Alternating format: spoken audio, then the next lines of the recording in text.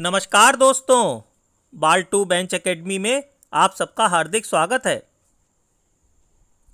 आज हम चर्चा करेंगे भारतीय संविदा अधिनियम 1872 के कुछ बेसिक कॉन्सेप्ट्स के संदर्भ में कि यह संविदा अधिनियम क्या है और इसको लाने का उद्देश्य क्या है। दोस्तों, भारतीय संविदा अधिनियम मर्केंटाइल लॉ की एक अत्यंत महत्वपूर्ण शाखा है। बल्कि सच पूछिए तो संविदा अधिनियम मर्केंटाइल लॉ का मुख्य आधार है। दोस्तों, चाहे कोई सामान्य जन हो या कोई वकील या कोई व्यापारी या भारत का कोई भी नागरिक, हम सभी को भारतीय संविदा अधिनियम 1872 प्रभावित करता है। इस अधिनियम से भारत का कोई भी नागरिक अछूता नहीं है। कैसे? एक मिनट आप सोच के बताइए कि ऐसा कैसे कि भारतीय संविदा अधिनियम से भारत में कोई भी व्यक्ति बचा हुआ नहीं है। आप सोच के बताइए। चलिए मैं ही आप लोगों को अत्यधिक सरल भाषा में समझाने का प्रयास करता हूं। देखिए, चाहे आप हैं या मैं हूं या कोई भी व्यक्ति, हम सब अपनी डे टू डे लाइफ में जाने अनजाने कई तरह के करार और कई तरह की संविदाएं करते रहते हैं। लेकिन आज तक हम लोगों ने कभी उनको संविदा अधिनियम की दृष्टि से देखा नहीं था। बस हम लोगों ने बगैर जाने ही कई संविदाएं कर ली। जैसे मूवी देखने के लिए सिनेमा हॉल में टिकट खरीदना, जैसे बस में सफ़र करना, जैसे उधार माल खरीदना और बेचना, ये सब संविदा के ही उदाहरण हैं। ये सब कार्य दोनों पक्षों के बीच एक कानूनी संबंध का निर्माण करते हैं। तो फिर ये कानूनी संबंध कुछ कर्तव्यों एवं अधिकारों को भी जन्म दे देते हैं। उन अधिकारों एवं कर्तव्यों का पालन करना उस संविदा के दोनों पक्षों के लिए आवश्यक हो जाता है। भारतीय संविदा अधिनियम 1872 उन्हीं कर्तव्यों एवं अधिकारों का वर्णन करता है जिनका पालन करना संबंधित पक्षों के लिए आवश्यक हो जाता है। तो यहां तक तो आपकी समझ में आ गया होगा। अगर आपको डाउट हो तो एक बार फिर से रिवाइंड करके आप सुन लीजिएगा। दोस्तों, भारतीय संविदा अधिनियम 1872 का समाज के हर वर्ग के लिए महत्वपूर्ण स्थान है, किंतु व्यापारी वर्ग के लिए इस अधिनियम का कुछ विशेष ही महत्व है। अब ऐसा क्यों? ऐसा इसलिए क्योंकि व्यापारियों के बहुत सारे ट्रांजैक्शंस इसी अधिनियम पर आधारित होते हैं। तो इसलिए किसी भी व्यापार के विकास करने या उसकी उन्नति के लिए यह आवश्यक हो जाता है कि संविदाओं का पालन दोनों पक्षों द्वारा किया जाए। और अगर दोनों पक्षों में से कोई भी एक पक्ष संविदा का पालन करने से इनकार कर देता है तो कानून और व्यवस्था बनाए रखने के लिए भी यह आवश्यक हो जाता है कि संविदाओं का पालन कानून के द्वारा कराया जाए।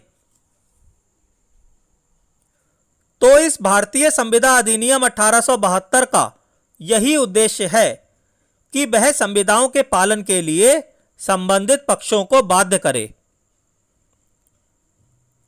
इसीलिए भारतीय संविदा अधिनियम में कई सारे ऐसे उपायों और परिस्थितियों का उल्लेख किया गया है जिसमें अगर कोई पक्ष कर्तव्य भंग करे तो उसके दोषी पक्षकार को उस संविदा का पालन करने के लिए बाध्य किया जा सके। दोस्तों, किसी भी कानून का उद्देश्य समाज में व्यवस्था बनाए रखना होता है, क्योंकि व्यवस्था के एटमॉस्फेयर में ही कोई मनुष्य भविष्य के प्रति सुरक्षित एवं आश्वस्त महसूस कर सकता है।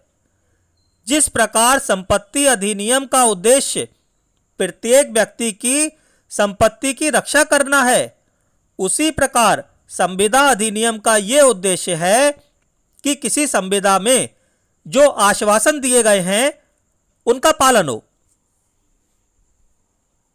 भाई, मान लीजिए आपने किसी से संविदा करी, तो आप ये चाहेंगे ना कि उस संविदा में जो आश्वासन दिए गए हैं उनका दूसरा पक्ष पालन करे। यही संविदा अधिनियम का उद्देश्य है। इस प्रकार हम ये कह सकते हैं कि संविदाओं से संबंधित कानून भारतीय संविदा अधिनियम 1872 में निहित है।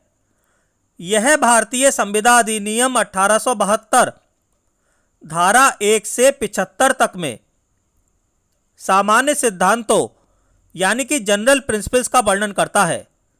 जो भारतीय संविदा अधिनियम की धारा 1 से धारा 75 तक हैं, इनमें जनरल प्रिंसिपल्स का वर्णन किया गया है।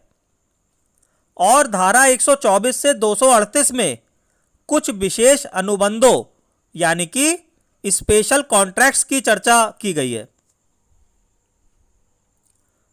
अगली एक और बात ध्यान रखिएगा कि भारतीय संविदा अधिनियम 1872 संविदा के सभी पहलुओं एवं शाखाओं की विशेष चर्चा नहीं करता।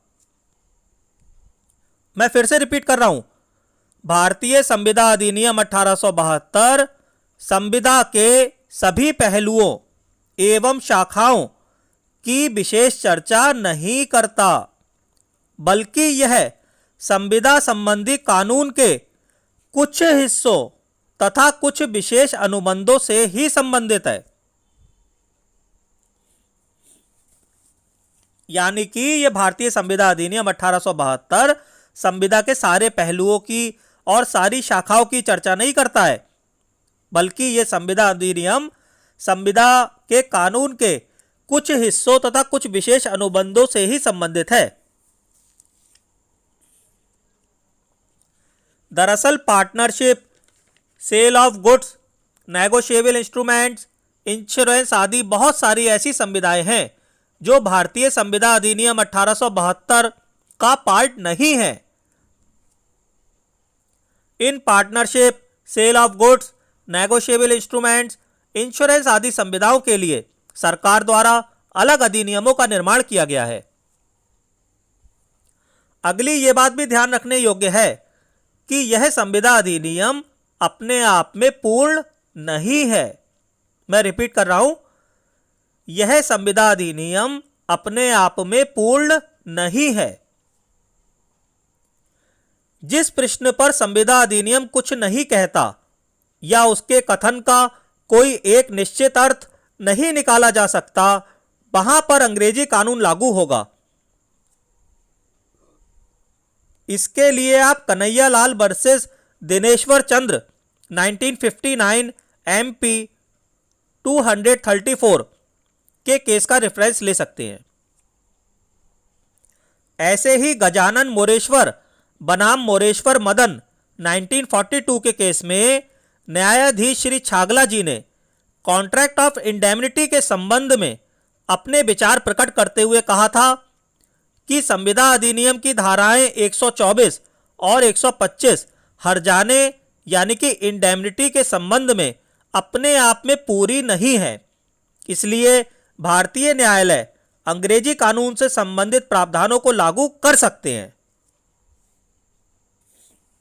यहां पर यह कहा जा रहा है कि जो भारतीय संविदा अधिनियम है, अगर किसी विषय पर कुछ नहीं कहता है या उसके कथन का कोई निश्चित अर्थ नहीं निकाला जा सकता, तो वहां पर अंग्रेजी कानून लागू होगा।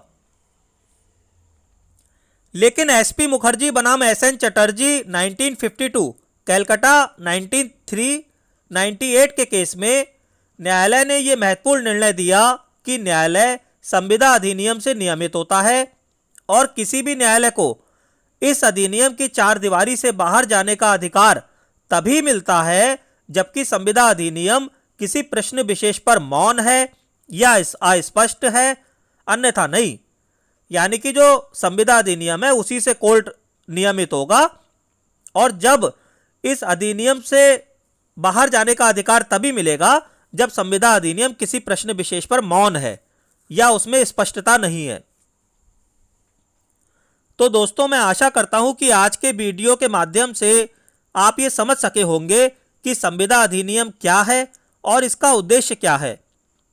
दोस्तों, हर एक्ट को हमें प्रैक्टिकली समझना होता है, क्योंकि हर एक्ट हमारी डे टू डे लाइफ से जुड़ा हुआ होता है और हमारे जीवन को प्रभावित करता है, हमारी डे टू डे लाइफ को प्रभावित करता है।